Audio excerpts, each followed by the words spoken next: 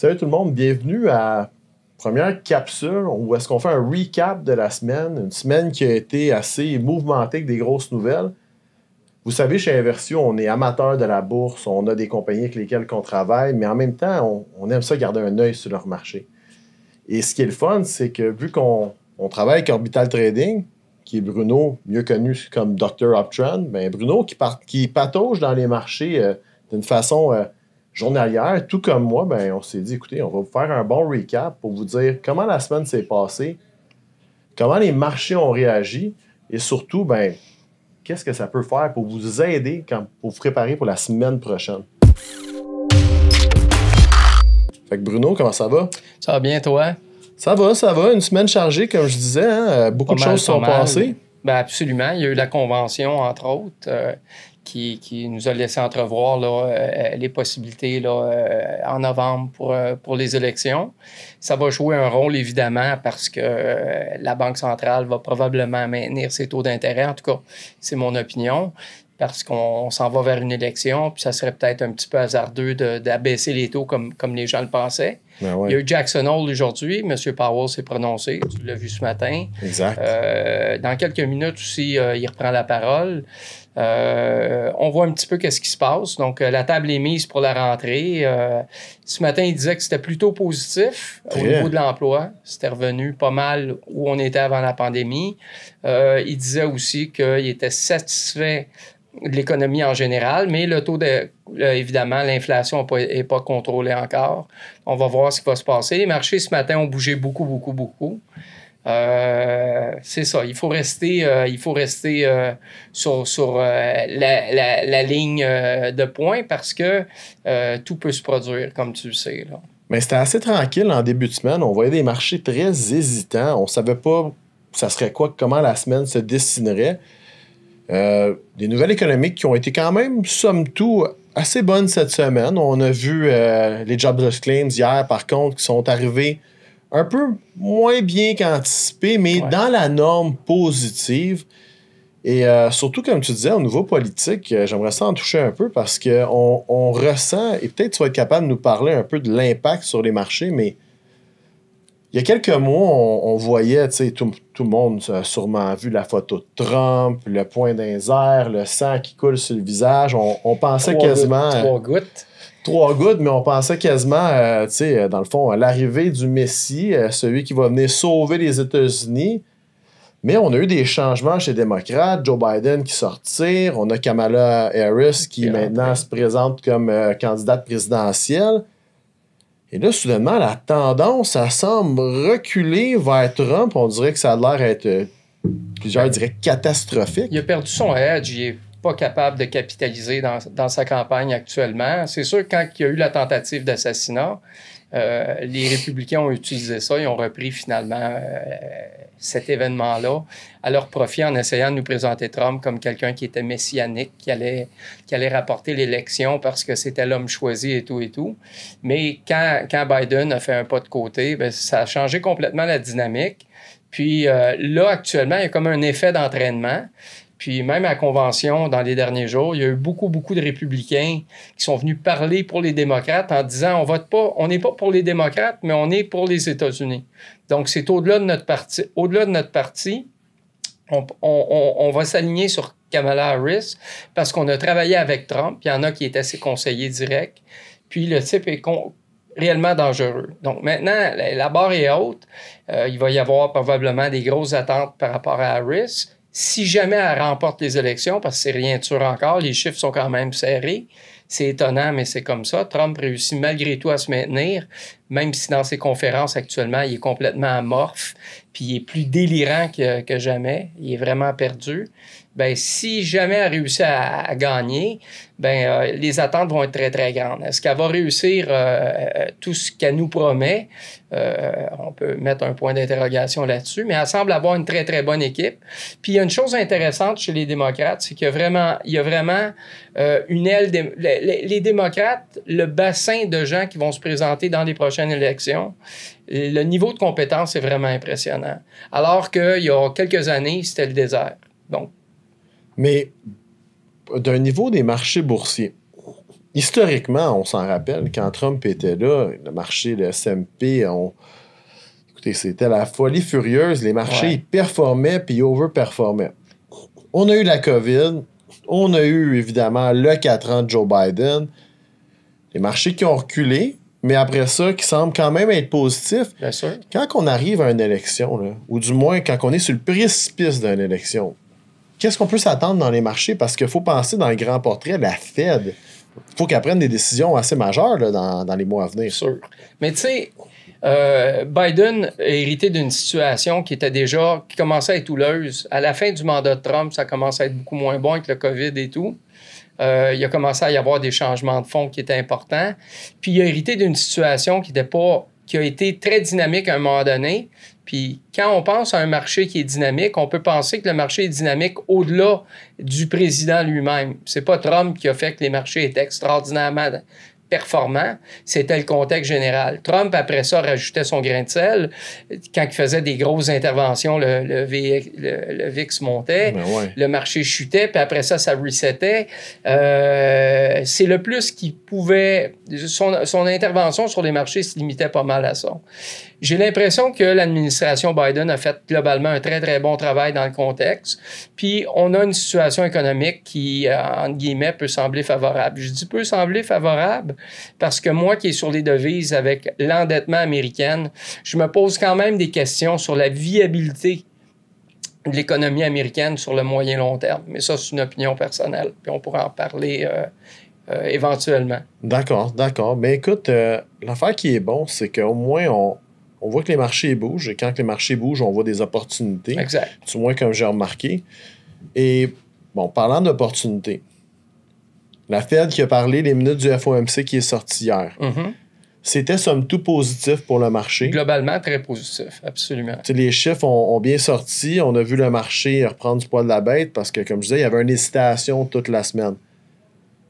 Jackson Hole, encore aujourd'hui, Powell qui sort puis qui a dit dans ses propos que on était à un moment où est-ce que là, la Fed considérait de changer sa politique financière. Il a laissé entrevoir ça sans le dire. Exact. Mais c'est sûr que, tu sais, même quand la situation est catastrophique, ils ont toujours une façon de présenter ça pour créer le moins de disturbance sur les marchés, le moins de turmoil.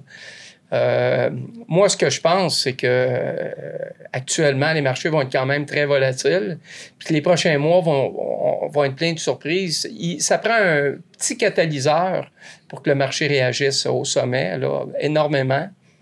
Après les élections, la situation pourrait être complètement différente. J'ai de la misère à me prononcer pour les prochains mois, mais c'est sûr, comme tu dis, qu'il va y avoir de la volatilité, donc beaucoup d'opportunités. Mais quelque chose qui est intéressant et qui vaut la peine aussi pour les auditeurs à comprendre, c'est que oui, qu'on baisse les taux, qu'on monte les taux, ça a un impact concret sur le marché. Mais le meilleur outil, puis tu dois être d'accord sûrement, que la Banque fédérale aux États-Unis possède, c'est Jérôme Powell qui parle.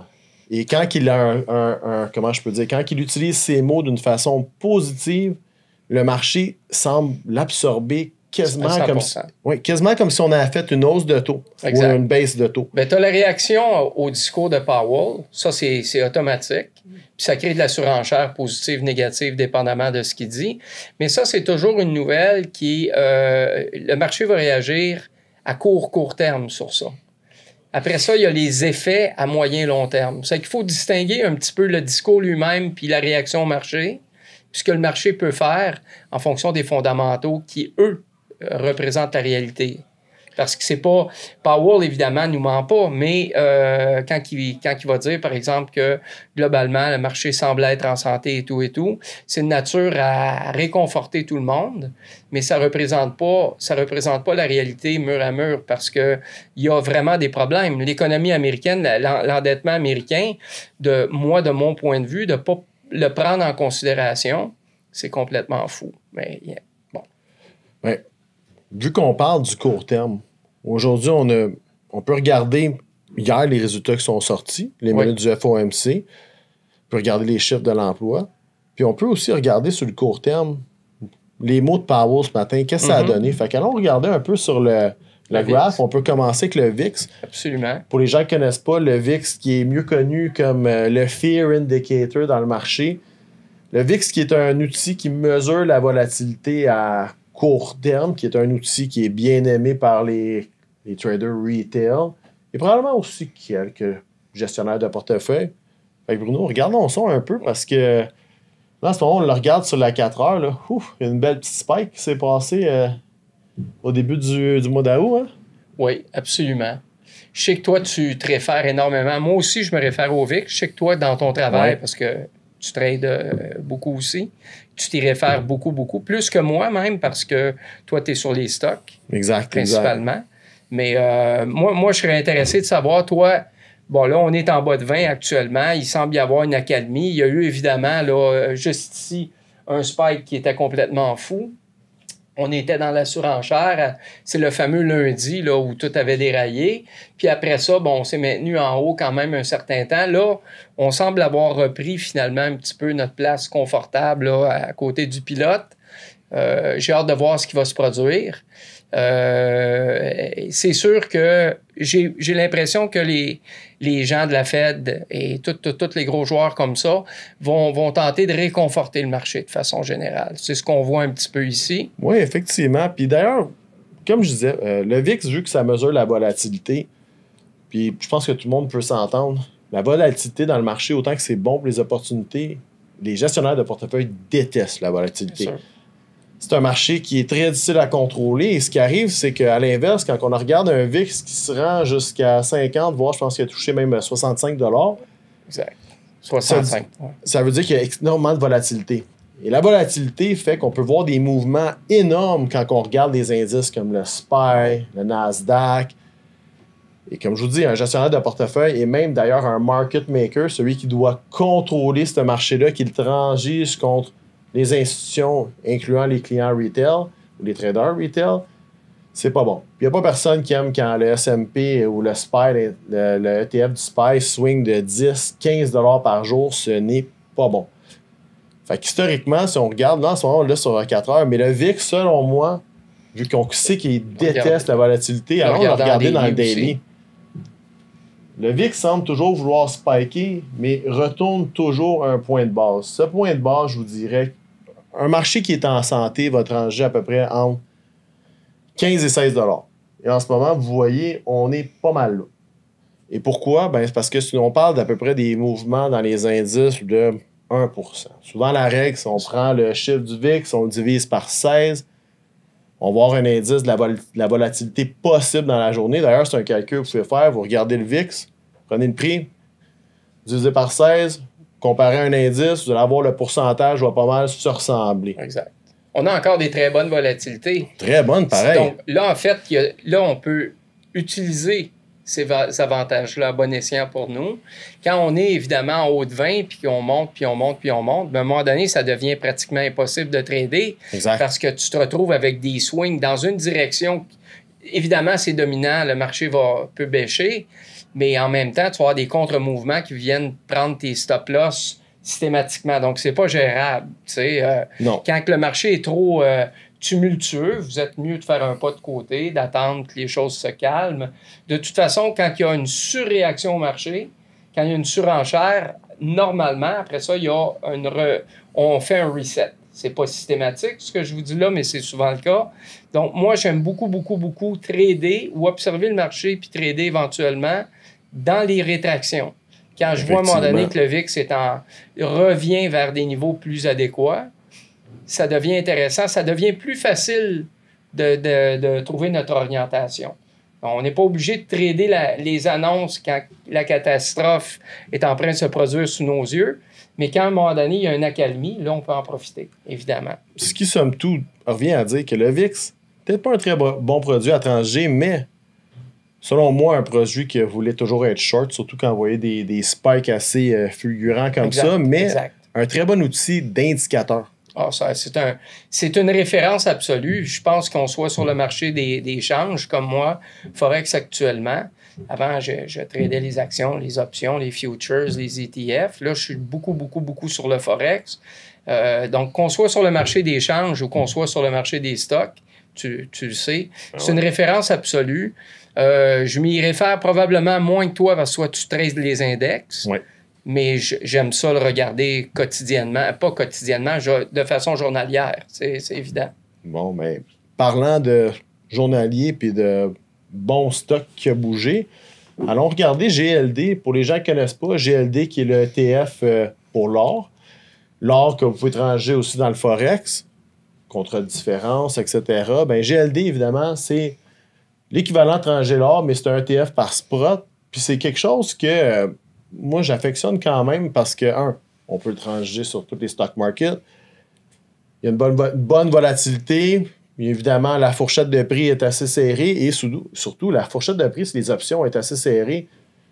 Les options, moi, je trouve qu'il est un produit qui, quand c'est bien utilisé, nous offre un bel effet de levier. D'ailleurs, on a pris une position, exact, toi et moi, cette semaine là-dessus. À un moment donné, on pourrait le partager. Oui, certain. Le fait de quoi d'assez complexe. Là, on est en test encore.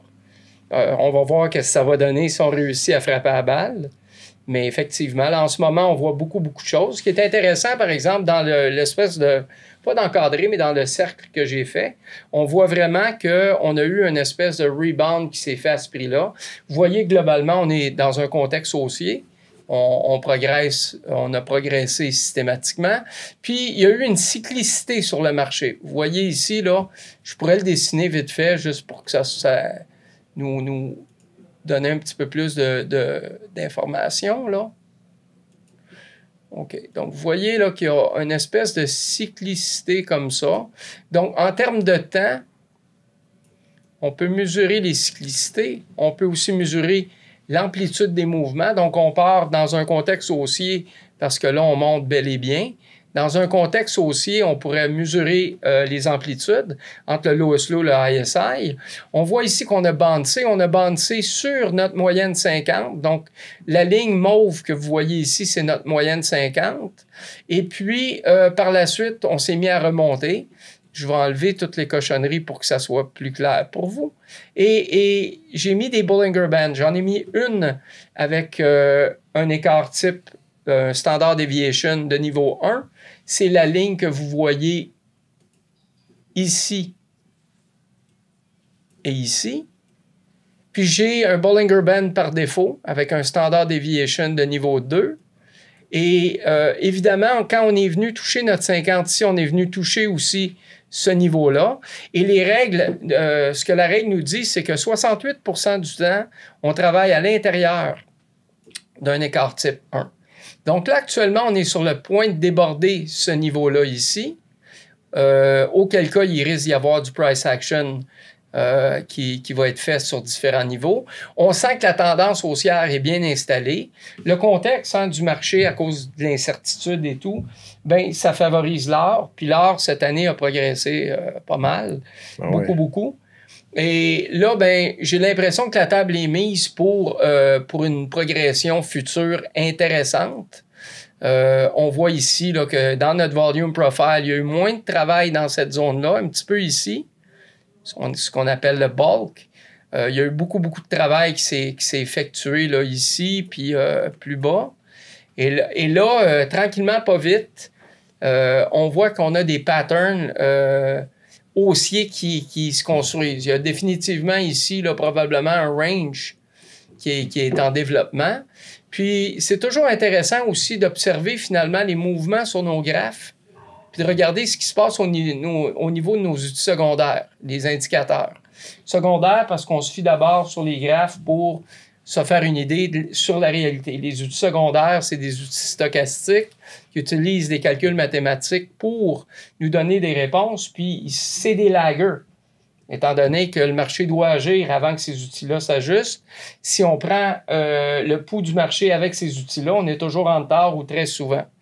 Mais ce qui est intéressant ici, c'est que vous voyez, quand on fait des pics sur le marché, OK, c'était le cas ici aussi, très souvent, on est venu toucher la zone de 70. On est rentré dans la zone de surachat. Ça ne marche pas tout le temps. Des fois, le fait de rentrer dans cette zone-là, tu le sais, on peut voir la RSI qui va danser au-dessus et en dessous de 70, puis le marché continue à progresser. Mais dans le cas présent, si on fait nos observations, bien, vous voyez que quand on est venu taper ici, ça correspond au graphique ici, il y a eu une figure de renversement solide, puis il y a une descente. Même chose ici. On a monté, on a consolidé un peu, puis après ça, on le voyait sur le niveau 70 ici, on est redescendu. Donc, il y avait des configurations, évidemment, ici, avec les chandeliers, puis il y avait aussi des indicateurs avec notre RSI. Donc, ça, c'est super intéressant.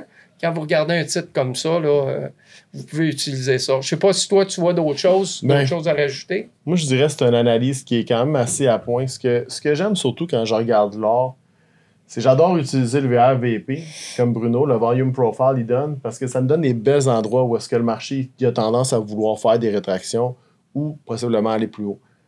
Comme on le sait, quand il y a du price action, on va voir beaucoup de batailles. Quand je dis bataille, les Bulls contre les Bears. Le marché fonctionne comme ça, surtout quand on arrive à des niveaux clés, c'est toujours une bataille entre Bull et Bear. Est-ce qu'on veut amener le marché à la hausse? On veut-tu l'amener à la baisse? C'est des niveaux clés. Et ce qui est le fun ici, c'est qu'on le voit clairement qu'on est dans une zone qu'on a travaillé. On a vu un pullback.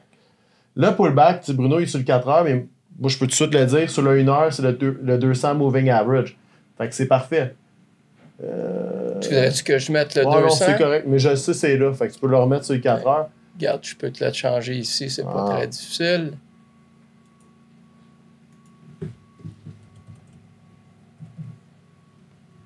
Ça, c'est quelque chose que j'aime faire. Parce que vous le voyez, on est venu le toucher pile poil, on a eu une réjection. OK? Puis quand on est ici dans des zones de travail, ben c'est souvent un indicateur que le marché est en train de nous donner qu'on est dans des points d'inflexion. Puis moi, j'adore trancher les points d'inflexion parce que comme Bruno il disait ici, il y a eu beaucoup de transactions qui sont faites, beaucoup de volume qui a transgé. Et là, en ce moment, on a une belle zone creuse ici. Et cette creuse-là, ben écoutez, on va la toucher, d'après moi. Et c'est un peu comme ça qu'on a fait notre stratégie sur l'or, surtout au niveau des options, parce que quand on regarde le marché, et comme Bruno l'a démontré, il y a des ranges. C'est le fun de trancher des ranges, mais surtout, c'est le fun de trouver le point d'inflexion où est-ce qu'on va briser le range. Fait que non, Bruno, je dirais que c'est une analyse qui est totalement à point. Je pense qu'on est surtout dans un contexte où est-ce que l'or a fait des hauts, baissé, des nouveaux hauts. Je pense que c'est une tendance qu'on va continuer à avoir. On remarque qu'on est dans une année d'élection, fait qu'il y a un marché qui risque d'être un peu contrôlé. Mais sinon, surtout en regardant, comme on a vu, le VIX, la volatilité qui semble descendre, on est dans un contexte, d'après moi, positif sur l'or. Oui, absolument. Fait que non, c'est une bonne analyse. Fait que, écoute, sur ça, Bruno... Juste avant qu'on se quitte, oui. Ce qui est intéressant aussi, regardez tout le temps, moi j'aime en heure, 4 heures daily. C'est des time frames que je me réfère pour me faire une idée de ce que le marché va nous donner en termes de tendance. Si vous êtes dans le plus petit time frame puis que vous n'avez pas fait vos observations 1 heure, 4 heures daily, vous risquez de prendre des micro-tendances pour la réalité. Donc, ça se peut, à un moment donné, que vous soyez un petit peu les pieds sur vos lacets. Essayez tout le temps de regarder les plus gros time frames pour vous faire une idée sur la tendance.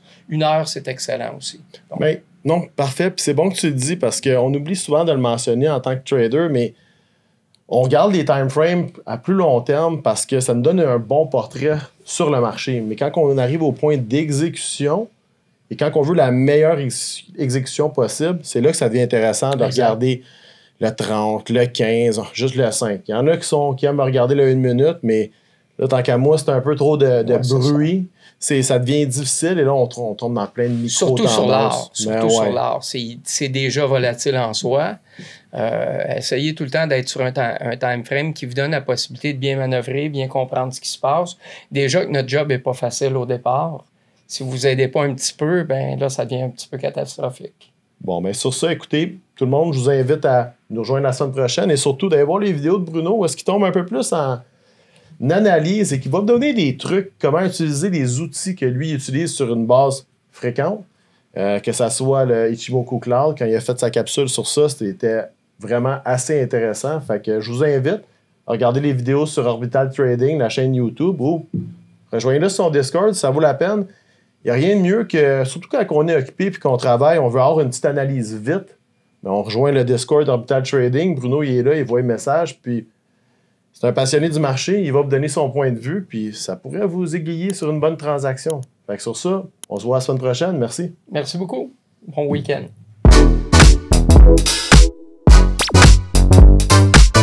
Merci d'avoir regardé cette vidéo.